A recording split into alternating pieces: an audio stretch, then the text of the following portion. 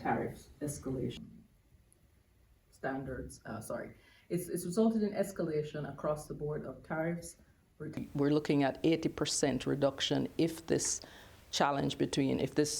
tariff escalation between China and the US continues. It will result in an 80% reduction between China and US trade.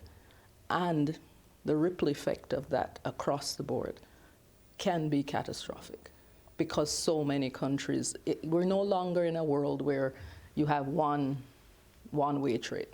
We're talking about 40% of goods that move are intermediate goods, which means that everything along the supply chain is going to be impacted by the change in the trade relationship. We've done all this calculation, but it's more than calculation. It's also looking at the impact.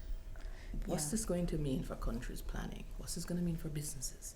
How are they going to function? It's non-existent. I think in 2025, the year where we don't make any plans, no plans, basically. No plans. I agree. Yes, I agree that tariffs could have a much more not harmful impact than the removal of aid.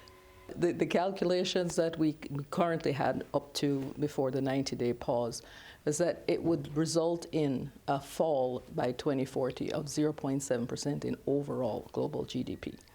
And then also, the statistics are a little different. It's now between 3 and 7% overall reduction in global trade as a whole, which is huge. Supply chain, it's going to also have an impact on those who have been planning for. So the implications of that are wide-ranging.